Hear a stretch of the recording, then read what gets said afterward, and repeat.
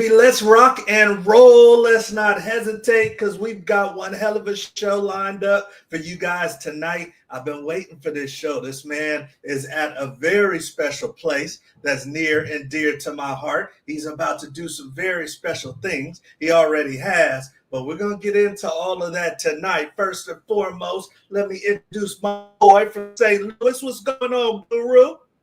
Oh, man, it's time to strap it up, man. That's what's going on, man. It's time to put up and shut up now. So, yeah, it's about to go down. I was just telling Coach, man, this is gonna be one of the best seasons we've seen from high school all the way up through the Sundays.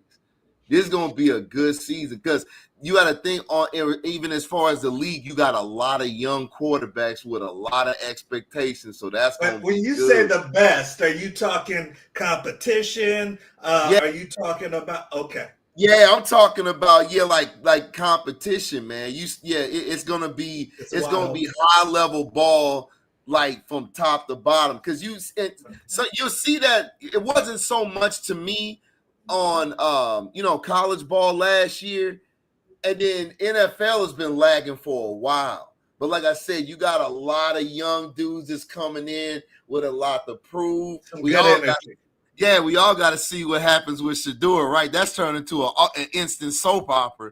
Like, you're going to tune in, love him or hate him. So, got to tune into that. So they're going to get their ratings. Well, speaking of love or hate, because there might be some people tuning in that want to knock off the gentleman that you see in the middle of the screen, but I don't think they're going to be able to do it because this man knows what he's doing. He's got some dogs, and we're talking about none other than the great Coach Adhir Ravipati. How's it going, Coach? Man, we're doing great. It's football season. I mean, you can't ask for nothing more than that. So, like I was telling you guys, fresh off the practice field, week 2 of fall camp, a week from tomorrow, we get to go hit somebody else. So I know the boys are ready, chomping at the bit, and we're excited, man. It's a great place to be here at Riordan, and we're excited about the team we have this fall. And you can't ask for anything else, man. All the weights you lifted in the off season, all the sprints in the summer, all that stuff. You get the pounds on. It's this is the time is ready to go. So we're fired up. I love it. I love it. And speaking of ready to go, you guys, that's why we are so pumped up for tonight's show, because it's rare that you guys can get coaches to come on and share their time at such a pivotal point in the season. But Coach Adhir is a dear friend. Obviously, I'm an alum. And just to show that you guys know who I'm riding with, right there is my signing day. And rest in peace, Mom. But we're always rocking the purple and gold on this show. So we got the man that I wanted to have right before the season, you guys. But look, he's been doing this for a while. He's been pumping out college talent. He's going to give us the sauce on that. They're looking to possibly win a state championship. So tonight is going to be a great night. So let's get into it. I mean, Coach Adhir, you have accomplished so many amazing things. You've got some boys in the stable out there at the Dun, and I know you guys are working hard. But when you think about the gridiron and all you've done, I think it's a decade, head coaching. So that's a pivotal time. What are some of the biggest nuggets that you think of, or some of the things that you would say are on the mantle for you thus far? Man, it's interesting because, I know, the state championship or, guys that go play in college, now I got a crop in the NFL. That's probably where you would think. But I kind of had an interesting career. I became a head coach at 26, right? I kind of was on this fast track where, I became a head coach because most guys just get their first varsity, position coach job, and to be now kind of where I'm at and, mid getting to late 30s, it's the really cool thing for me now is being able to see all my former players that are getting married, that are becoming fathers of their own. Right. This one, I give them a hard time, but we got a freshman this year. It's the first one where I coached your dad. He actually was there my very first fresh out of college. So for me, I'm sitting there looking at him and I'm man, I remember when he was born and now here I am coaching him. You know what I mean? So which one's more disciplined, Coach? Oh, the younger one for sure. And I tell his dad that all the time. So I make sure Pops knows too. He got his athleticism from his mom. So, That's crazy. It's really cool. Just like, I remember Coach Harbaugh said this to us when I was at USD about, like, we're going to know how great of a team we had 15, 20 years from now when we see the type of fathers, husbands that you all become. And at the time, it sounded like something that's almost like kind of like a Harbaugh cliche kind of soundbite type of thing. But like now being on the other end of it, like I really understand what he kind of meant by that. And like, I'm just so proud seeing those dudes, like, being just great young men. And it's special. It's special when, they want you to meet their son or their daughter. It's special when they want you to come to their wedding. That stuff means a lot to me. And so I think like, that's probably the thing I'd put up there on the top of the mantle is just seeing them become great young men. And, we got a great group here. So it kind of makes you almost project out where they're going to be, right, in like 10, 15 years.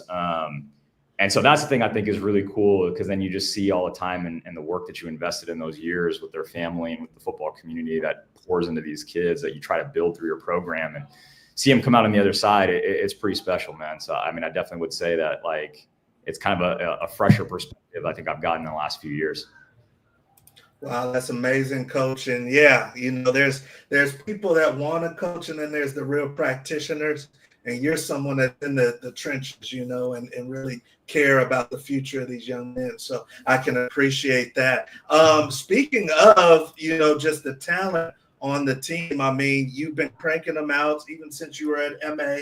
Obviously, expectations come with that. And, when you have a bunch of kids that are going off to play in the SEC and the Big Ten, people are expecting the wins to come with that. How does a team not succumb to falling short of the expectations, Coach? Yeah, I think there's two parts to it. So I'll talk about us individually. I think like 2 years ago, we had a really talented but really young team.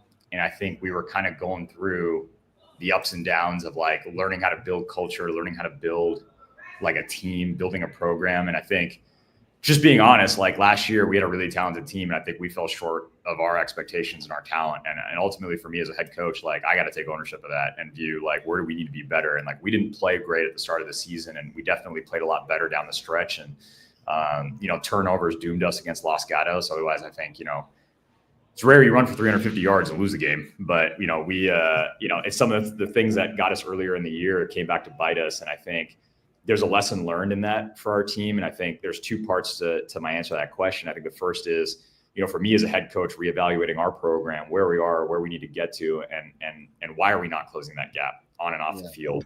And what do we have to do to get there, right? Just because you have a blueprint or you had success before doesn't mean you can run it back, right? Every team's different. Every group of kids is different. Every school's different. And I think that was one thing that like we needed to do. And I feel like we've done that. And I really like the progress that we've seen the last like few months, especially from our team. The second part to it, I would say, is then like, we don't talk about the expectations. It's funny, actually, like I sent on our team group text a quote from Nick Saban the other day about like, we're not going to talk about what we're going to do. We're going to focus and talk about how we're going to do it. Right. And so like, we don't sit here and talk about banners. We don't talk about state championships. So I think in the past, maybe that had like creeped into the conversation. And now it's more like, what do I have to do today? What do I have to do in this moment? What do I have to do in this practice, in my preparation, getting better in the weight room, getting better on practice, getting better in how we work off the field. And I think like when you really focus on that, like, everyone coins the process and talks about the process and it's like become a hashtag, but like people don't really understand what that means. And it really means focusing on those details. Like success and greatness is monotonous. And like, that's the hard part for people. It's not coming in every day and I'm going to do fresh new drills. And something cool that I saw on Twitter or Instagram is like, no, like I have to really drill in those fundamentals because those are the things in like week 13, 14, 15 that are going to win you games. It's not going to be some new fancy play or anything like that. It's doing what you do better than the other team. And I think like we finally have a really strong senior class. We finally have a really big senior class. Like last year's seniors, super talented group. We only had 12 of them, right? It was like a really small group. And so like, I think now like we're on the cusp of that. And I think you can see it in our practice, our preparation, like literally just getting off the practice field today. This is the best conditioning day we've had, I think in my 4 years here at Riordan, because the guys understand it's like, I'm selling out every single rep because I got to win the fourth quarter, right? Like we know we have to do that. We have the smallest roster in the WCL. We're the smallest school in the WCL. So you put all those things together, I think like that's where I think we're ready to kind of like take that next step and meet some of those expectations. And it's not really by like embracing the expectations or talking about it. Our expectations are high for ourselves because we're competitive and we want to win, but also because we know the work that we're putting into it, right? And so overall, I think it's like there's the program piece and there's a part with like the kids and how we're working. And so again, I think like the biggest thing kind of just summarizing is like, you know, we're not focused on the expectations, we're focused on the day-to-day. And we've been talking a lot about win the day, right? Like the old Chip Kelly, Oregon, win the day, right? Can I win the day on the field, in the classroom, off the field, my preparation, conditioning, whatever it is, like win the day. And I think when you're starting to stack days, like we're excited with where we're headed with that.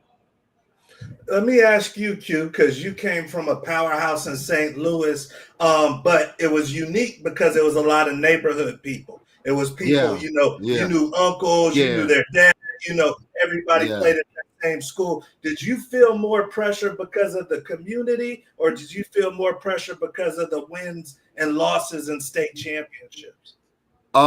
It was a little bit of both. What I mean by that is it was definitely the community, right? Because often enough, schools like ours all over the country, when families are in a particular neighborhood, they more than likely, if they have kids, they're in that neighborhood for extremely long periods of time. So if they're an athlete, the program starts getting built off of bloodlines, right? And that's how we were, you know what I'm saying, with the Whittingtons and the Fletchers and the other Fletchers. And it was just, everybody was just brothers and cousins.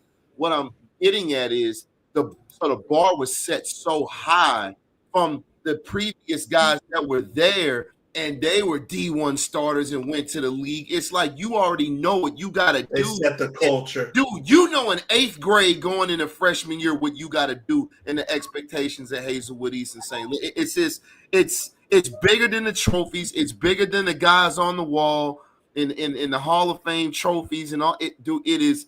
You know what the bar is going in, and the community just added to that, right? So that's why, people always talk about it a lot in Texas, is these communities are rallied around these kids. That's why when you're in high school here in Texas, you're playing on the road, the environment is so tough because you're dealing with the whole town. You're dealing with the whole community and them. You see what I'm saying? So that's the thing about what you love about public schools, because everybody's going to grow up. If we grew up together and you have, the North Shores of the Hazelwood East where I'm from, we've been playing with each other since we've been 5.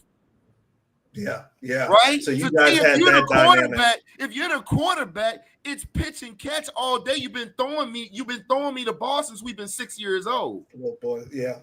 No, that Coach, is an you've been a running dynamic. back since we've been 6 years old. We've been doing this for 10 years, and we 16 now. Yeah, that's what you get out of it. That's a good dynamic right there. And we see some of our favorite people coming on in. I see the great David Watts, consultant, says, well said, Coach. Wins and losses are important, but it's really about the success, the long-term success. And Dave, I know that you preach that big time. The great Jimmy Rucker coming in says that's an amazing outlook, Coach. Love to hear Coach, and that's why we wanted to have Coach Adhir on. That's why he's won a state championship, because he knows the bigger picture of this. And then, of course, the great Coach Foss coming from down south says this is going to be fire. We love you, Coach Foss. Go ahead, Guru. I was about to say, see, here's the thing now, because coaches, and you got to think what this man is coming to this program and done in such short a time. He been there just coming on 4 years. But here's the thing. Now he's kicking out D1 athletes. He's got guys in the league. So the standard is set. So they're coming in now, and that's the thing too, man, with expectation. It's really getting kids to really buy in with what you got going. So they're looking at kids like this, and they're like, I got to be the next guy. Because if not, if I have the talent, it's gonna come down to work ethic, because I got the coach, I got the proven program. Now everything is on me, because the guys before me, they haven't left me any excuses. Good point. My excuses out the window. Yeah. And that actually leads us into our next topic, and this one is a good one, Coach, because you are somebody that you get the bigger picture and you do care about these young men as individuals. Some of the young men that you're coaching this year, Coach, got some pretty lofty goals and they've got some pretty big things on the line. And I wanted to ask you, as a coach, when you're thinking about your team needs and making sure you do good in conference and go to the playoffs, but you're also maybe thinking about doing right by seniors. How do you balance that as a coach? Yeah, it's definitely a tough one. I think any coach will tell you, like, it's hard. Like, the one thing I've always said to the kids and the parents is like, hey, like, if I think it's even between two kids, so like both these guys are great in the classroom, both these guys are great off the field, both of these guys are really good players, and it's head to head, like, I'm going to give the nod to the senior, because in my mind, like, that kid's is older, he's got experience, he's been in the program. Yeah. But if it's an opportunity where a younger guy is clearly outplaying the older one, like, I can't do that to the team, because the biggest thing is, and like everyone in our program will tell you this, parents will tell you this, the kids will tell you, like, the kids know, like, they are at practice, they're at film, they know, like, they know who's the guy that they want out there. You can tell who's the guy that they're rallying on. And so for me, it's like, if that young guy is going to be a guy that's clearly better and I'm going to have him for a few more years, like, I have a responsibility to the team, to the program, and to that kid as well, to make sure that, like, we're doing right by him and the program. But that doesn't mean that I can't communicate that. It doesn't mean that I can't find opportunities for a senior. It doesn't mean that I can't give them the opportunity to get that exposure or get that opportunity to be able to develop and play. Right. And like, we had an example of a kid last year. It was kind of an interesting one. Fantastic player. The kid, like, worked his butt off for us. He was our starting D lineman and he was our backup swing tackle for us. Okay. But he was a Division I tackle. The problem is we had 2 Power 4 tackles.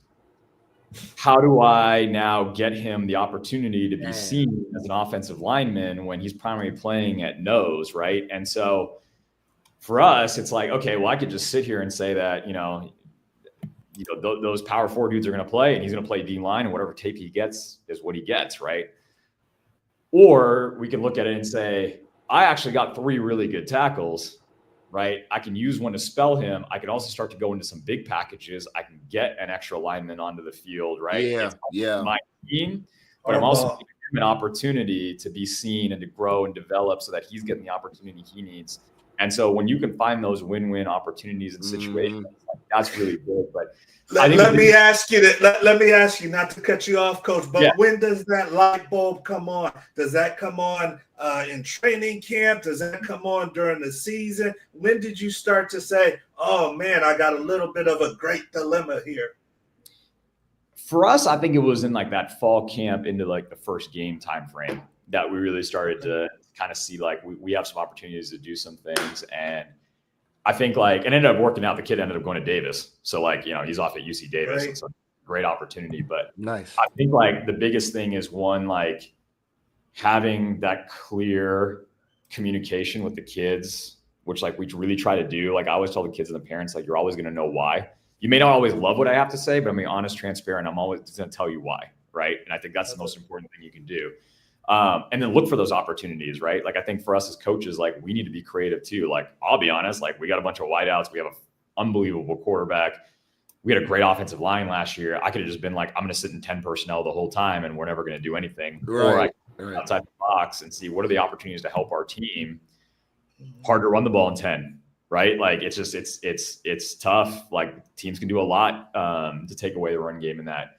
And so here's an opportunity that can help us as a team, and it helps the kid and it helps us as a program. Yeah. And so yeah, I think like those are the things that I would say is like having a clear kind of like guideline and viewpoint, open communication, and then like being creative as a coach. Like, we had opportunities last year where like we had a whole host of wideouts that were really good players. And, we didn't do a ton of it, but like Chris Lawson, who's up at Washington, unbelievable player, fantastic leader. I mean, the kid is alpha in every phase of it. And hey, this kid played running back in youth ball.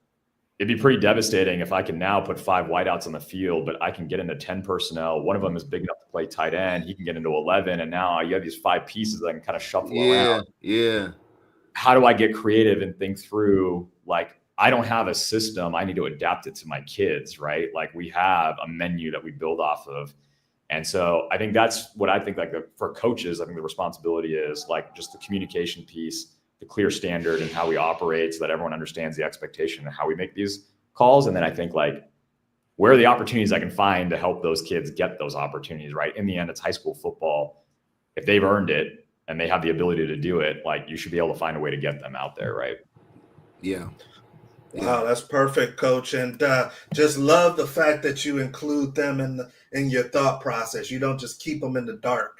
You know, you say, hey, whether you like it or not, this is what it is. And guys can appreciate that. Yeah. It's not always a conversation, but like it's better in the long run. Right. Yeah, so. Definitely.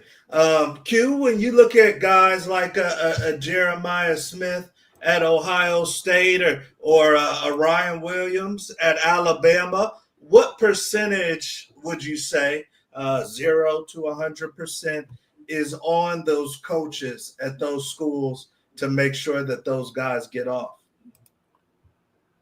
I think it kind of depends, on the player. Percentage wise, I would say, I don't know, maybe about 70%, give or take. I mean, man, like I said, look at these pictures, man. You talking about arguably the two best receivers in all of college football, especially JJ. He might actually stand alone by himself, right? So it's different rules, man. Unfortunately, on that level, man, when money gets to flying around, man, it's different rules for different kids at different schools, man. It just depends. Guys like that, man, it's not the same rules, man. So you mean if JJ only gets 2 catches first couple games, you think the AD is coming down to say what's going on? Or?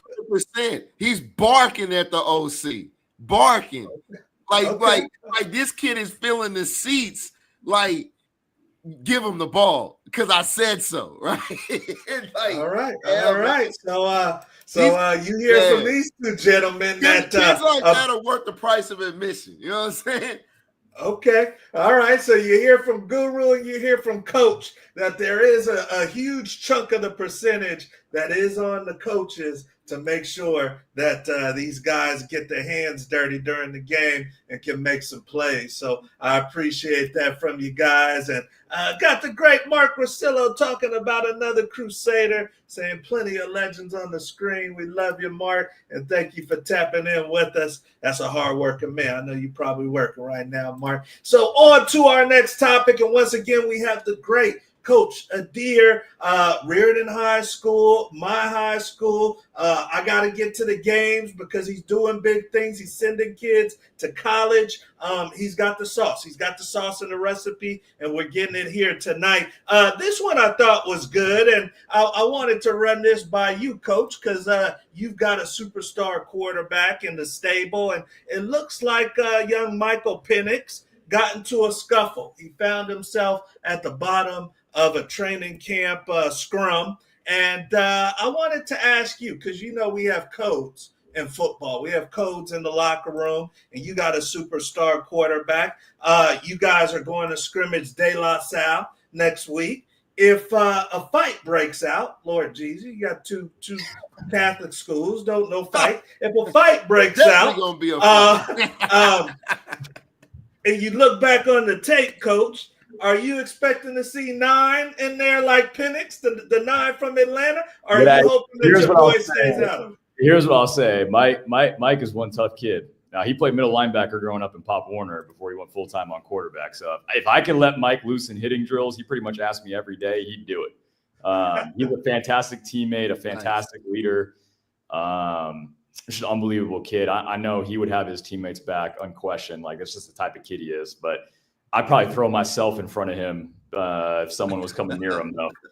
He's a little too valuable for our team. But, I think, like, that's just one of those things where I think in football, like, everyone always talks about, like, that's your brother in the locker room. Like, that's your brother. Like, regardless of whatever you have, it doesn't matter. When we step out of the locker room, we step in the lines, like, we're all wearing the same name on the front of our jersey. Like, I have their back unquestioned no matter what. And I think, like, Mike exemplifies that. I mean, he's just an unbelievable teammate and an unbelievable kid. And I mean, he really is. Him and Michael Longi, who's another kid that's played all 4 years on varsity for us on the O-line, both ways, but, he's going to play O-line at Arizona. They're the heartbeat of our team. We have a lot of great players. We have a lot of really good leaders in that class, but like those two are the heartbeat of our team. And, I can't say enough about those guys. So, I mean, in terms of a situation like that, obviously I don't want anything like that to happen. Right. To happen, but Nine's a special kid, man.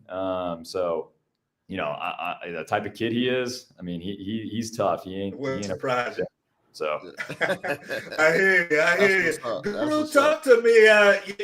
You're a DB for the Eagles, and you get into the scuffle.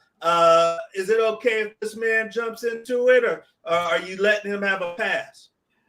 Man, nah, man. It's like Coach said. That's code, man. That's bro code, man. That's your brothers, man. And this is, man, it's like football. That's why people love it, man, because it's beautiful, but it's barbaric in the same sense, right? So it's like it's the ultimate team sport, right? So it's one of those things where it's controlled warfare. So yeah, man, you get I don't care what, like, even if your teammate is wrong, hey, we fighting, and we'll talk about it over here on the sideline in the locker room. But in the moment, hey, man, it's like that. Jump in. Okay. You gotta jump in face first, bro. All right. So the guru said all 53 gotta jump in. Oh yeah. He wants and the trainers. He wants everybody.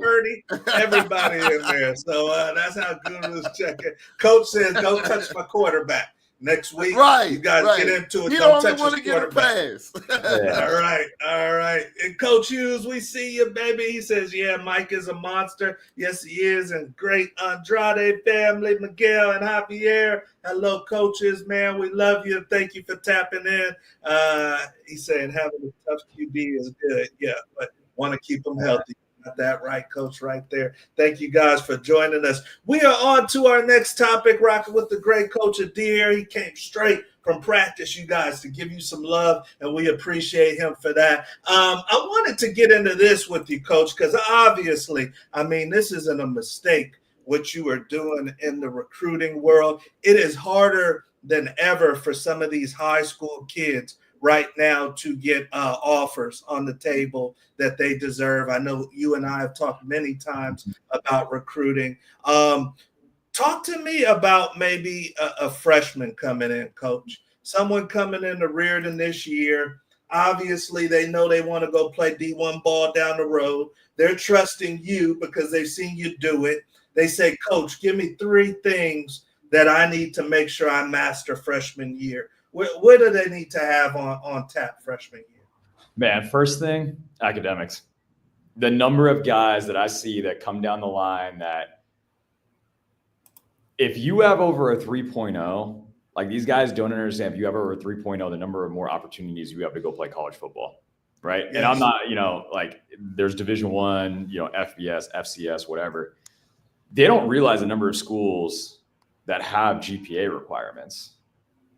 And the second part to that is then they also don't understand, no offense to like PE or, some of these other classes, but like that stuff doesn't count towards your core GPA.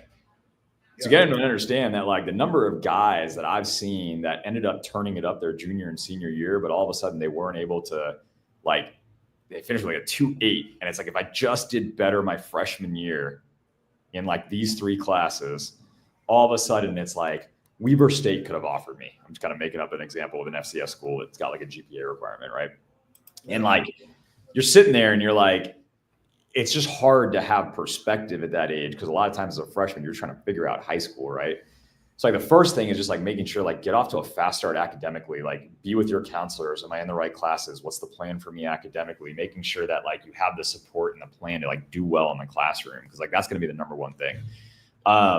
The second thing I would say is like just developing your body, like in terms of the physical part, in terms of the weight room, the mental part. Obviously, there's like speed training and all that stuff I kind of put in with like the physical development. And then there's like the mindset and the mental part. Cause like to play at the next level and to be one of those guys that's going to get that offer, like coaches want to see like, what is the differentiating factor you have? Like when they meet you, they look at you in the eye, like, they talk to you, they see you on the field, like they come watch a practice. Like, what are they getting in terms of like a leader? What are they getting in terms of like mental toughness?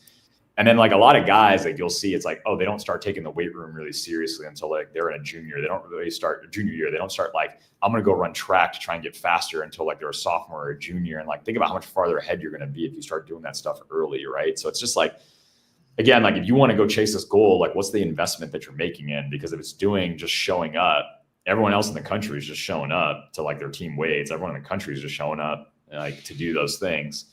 Everyone in the country is just showing up to go to the classroom. Like, what are you doing extra to help prepare yourself academically and on the field?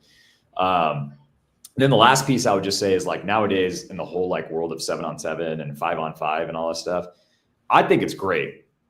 Maybe I'm like the minority of high school coaches. I love that the kids are all going and doing that. Okay. My thing though is that like the shift has focused into nothing but competition. It's not development. Like guys aren't working on their craft. They're just going to play in as many tournaments as possible with as many teams as possible. Yeah. Whereas I'm like, go play for a good team, right? Like we have a whole group of guys that play for KT Prep, right? And like, you know, Nate Kenyon's off at Sac State now, but like Nate's done a good job for a really long time of like, they have a plan. Like their guys come in, they have practices, they do actual skill development, they do weight room development. Like get yourself into a program, stick with the one team and like actually focus on developing at your craft in the off season. Because like when a guy does that their freshman year, they're so much farther ahead their sophomore year. And then like, you can see those are the kids. Like we have one kid right now, he's like a fringe JV varsity player for us, but like he did that this off season. And I can just see his confidence on the field. Like on JV, he is just like far and away like for him. And he can come and play with us, and he's not scared to be around the seniors because he's been training with them all off season. Yeah. Right? And now it's like I can project out that this is a dude that's going to be able to come up for us later in this year. Or his junior year can be in the rotation, and now you got the tape to go be a college level player. Yeah. The other part to that is all his coaches, college coaches that are coming to see those older dudes are going to be watching practice. They're going to be coming to weights. They're going to be coming on campus. Be the dude who stands out, right? Like. One thing I think for like high school coaches, I go ask coaches when they come and watch weights, like, what do you look for? Like when you're watching them work out in the weight room, what are you looking for? Not a single one of them tells me how much weight they're lifting. Because they're like, I can get that. I can also see how strong he is on his tape. Is he moving dudes? And like, it's cool, but I care about like their flexibility. How are they bending? How are they moving from station to station? How are they taking coaching? Are they eyes up, paying attention in the front when coach is going over the lifting cart? All those little things, it's like start honing that stuff when you're a freshman. You're going to be so much farther ahead. Yeah.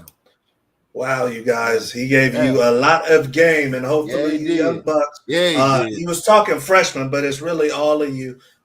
Freshmen, sophomore, juniors, seniors, pay attention because he's pumping them out. And they're coming to get his kids for a reason. And they've been doing it for years. So figure it out and make sure you run that one back. Run that clip back. But speaking of running it back, because Coach has been on the show before, it is time for the lightning round, baby. The lightning round is where it goes down. It's about to go down with Coach Adhir right now.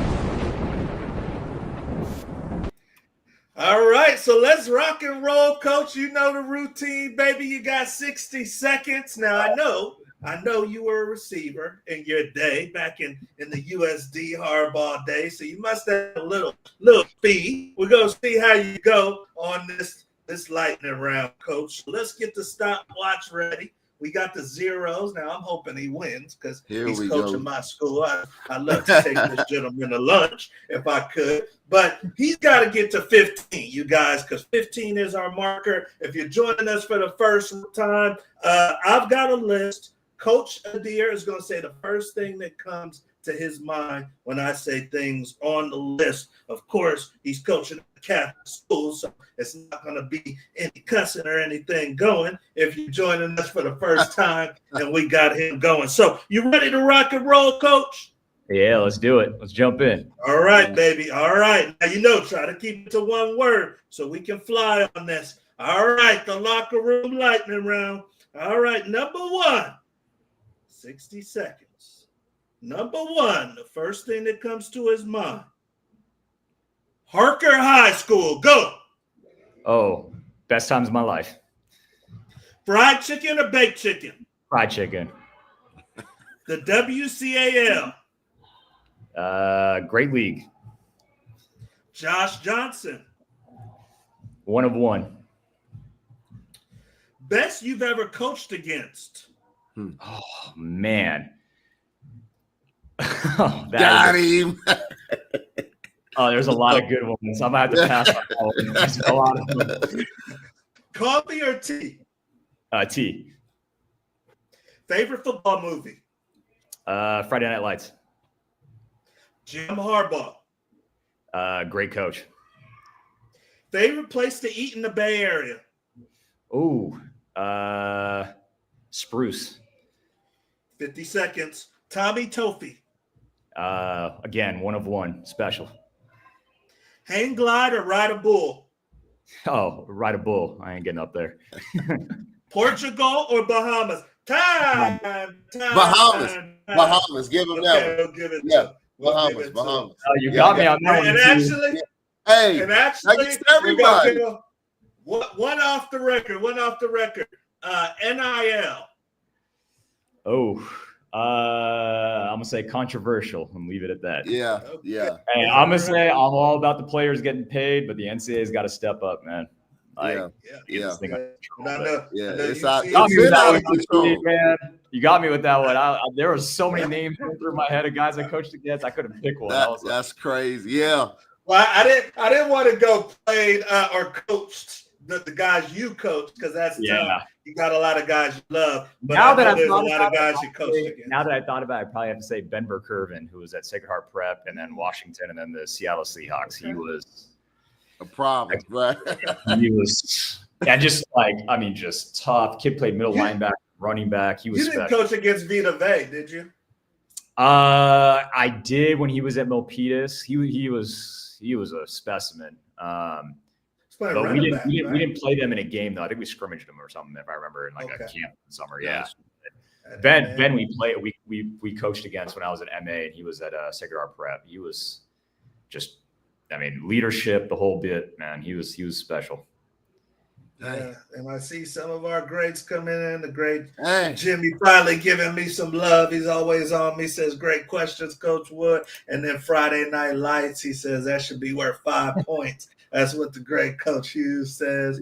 I love it. You right there. So let's revisit and add them up. I think Coach was close, but he did get stumped on that one. So as always, let's revisit and add it up. Number 1 was Harker High. That's his old high school. He says best times. Number 2, fried chicken or baked chicken. He says, don't play with me. Give me the fried chicken. Number 3, WCAL. He says, great league. It's a tough league in Northern California, you guys. Number 4, Josh Johnson, his old quarterback at USD. 1 of 1. Number 5, best you've ever coached against. He said, I got to skip that one, but he just gave you the guy. Number 7, coffee or tea. Hold on. 1, 2, 3, 4, 5, 6. Number 6, sorry, coffee or tea. Coach says, give me the tea. Number 7, and he gets 1 for tech delay, you guys. 15's the number. Number 7, favorite football movie. He says, Friday Night Lights. Number 8, Jim Harbaugh, his old college coach.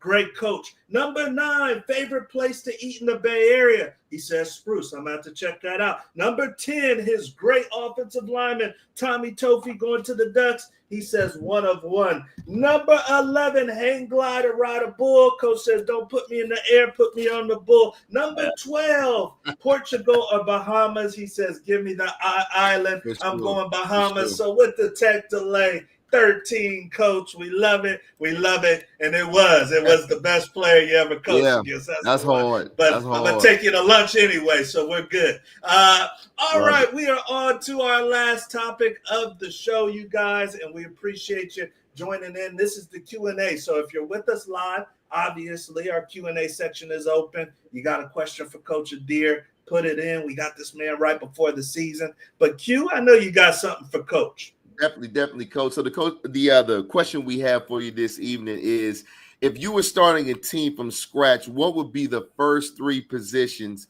that you would focus on and why? Now, I know I got my 3. T, I want to from you too, but we got to hear from Coach first. It's interesting. If you gave me 3 positions, I would go offensive line, defensive line, and quarterback. And I just think you got to build a team from the trenches. I think. To me, if you have a really good quarterback, you can get away with average. I think and I don't want to call like some of these dudes average, but like Tom Brady was like an amazing elite quarterback. Like even Peyton Manning at times, like they had maybe a guy at receiver, but they didn't have like 4 or 5 of them, right? Right. I think if you have a great quarterback, we got a great one right now who's got great receivers, but like I think that position you just need a guy. Like they not just set your offense, but like they're the identity of your team. You know what I mean? Like okay. So let's do this. If out of the offensive defense, what would you pick as individual positions that you would? Oh, we gonna get a little bit more detail. So quarterback. I would say on offense. I mean, most people say I just think you got to have a quarterback, man, because like he can get you like protections if he gets the ball center, goal line. Right. So I mean, I would say on offense, I just believe in the quarterback position. You got to settle that. Okay. Defensively, I think a really disruptive D lineman causes a lot of problems. That's true. In the middle or on the outside? It's kind of interesting. If you ask me in high school, I would say on the interior. I think college and the NFL, I would say an edge guy. Yeah, like you just see it. That's why they get paid so much. Yeah, it just cuts down the field and all the passing, the RPO game, and everything that goes on in college and the NFL level. I think just an elite edge dude that can just win and have it. Yeah. It's just a difference maker. Smart. Okay, so coach is going with quarterback. He's going with O-line. Are you saying center on the O-line or tackle? You got some edges, and I go tackle. Yeah. All right, so coach is going quarterback, tackle, and middle. Since it's high school, he's going a big D tackle. Okay, cool. Yeah. Okay, T, what about you? What you do? What's your 3? Okay, so let's think high school. Okay, I'm going quarterback for sure. That's hands down, and hopefully he's got a little athleticism to him. I'm going with coach. I'm going with a disruptive, 3-tech, somebody right in the face. And then I may go with an elite receiver. Really? I may go with it because it's high school. I may go with an elite receiver if I've got a real dynamic quarterback, and I could just give him a second. If I could just give him a second. What are you thinking, Guru? I'd say if I out of my 3 positions, I have a theory. I don't care what your personnel is. If I got a dope trigger man, we got a shot.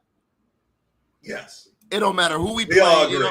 Yeah, you got a great trigger man, we got a shot, right? So quarterback, I'm also gonna say an O tackle, depending on if he's right or left-handed, but you gotta have a tackle because the only way for us to have a chance if it's based off the quarterback is he's the guy that's got to keep, the main guy that's got to keep him upright. So I gotta say my tackle, and then on defense, I'm actually gonna say my safeties, strong or free, whatever. But here's the reason I say why, guys. Check it out. And coach, I'm sure you agree with me. Even if our talent is average at best, if I have a cerebral safety, guess what? We gonna at minimum find a way to make a play with that, but we gonna get lined up correctly. In football, ladies and gentlemen, even if the talent level isn't high, you wouldn't have a middle linebacker. Nah, I'm getting it. I would have a safety because if we can line up correctly, even with minimal talent, often you make plays when you're at just where you're supposed to be.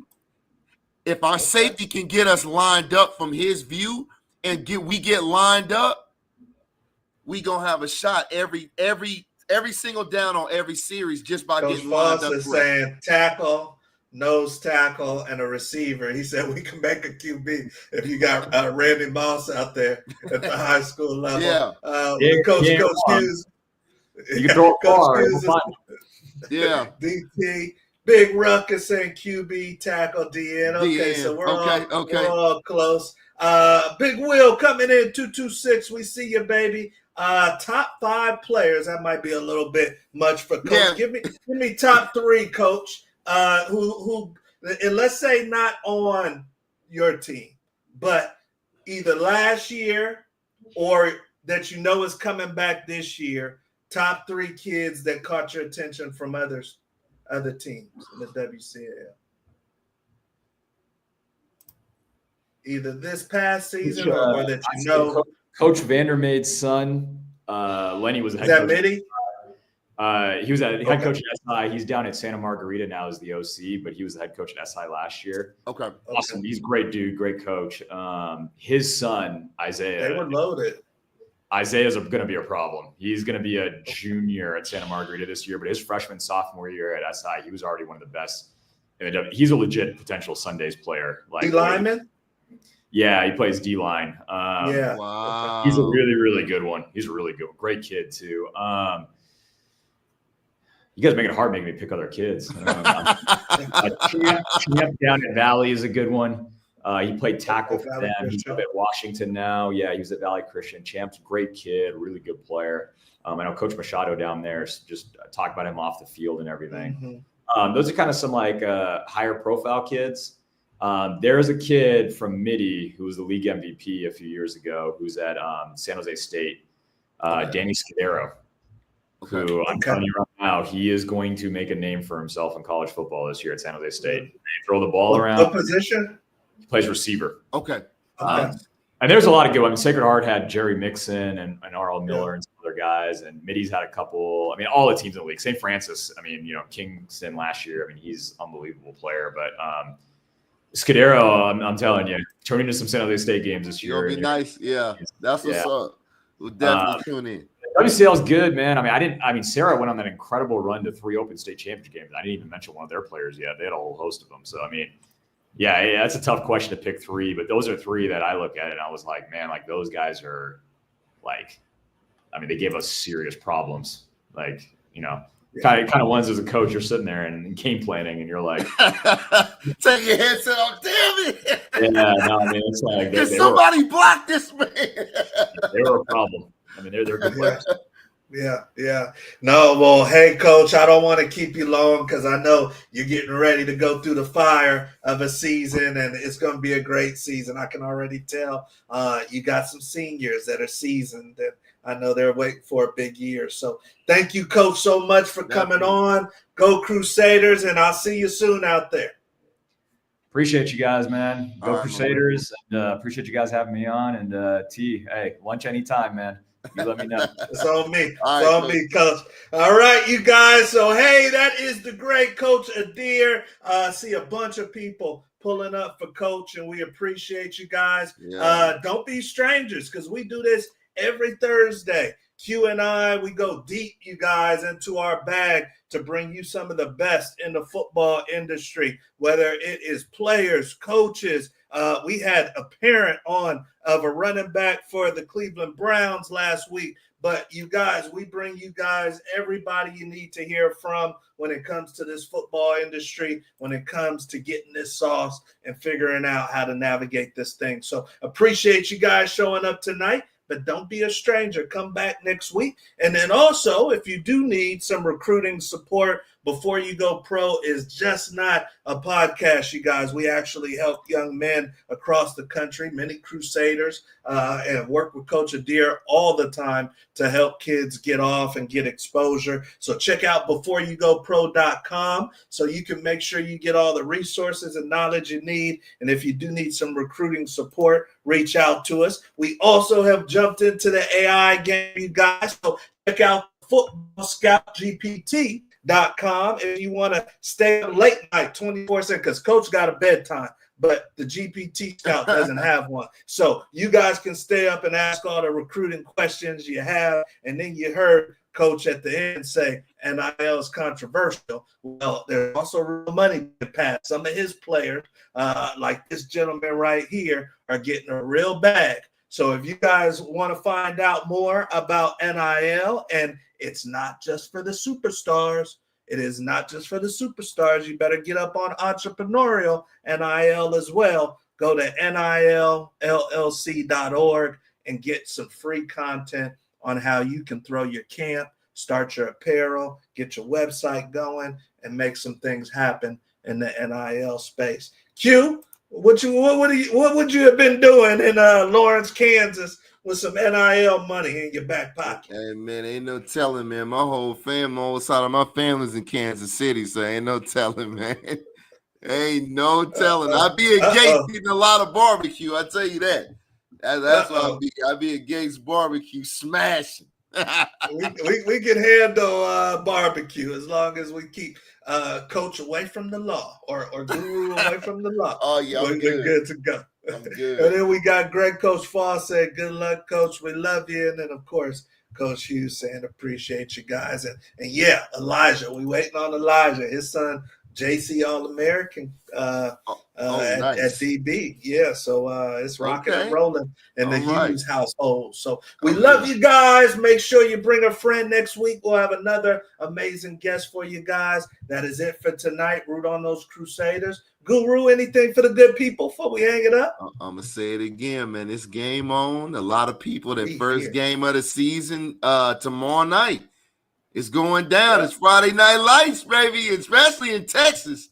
Hey, man, you better get your popcorn ready. It's about to go down.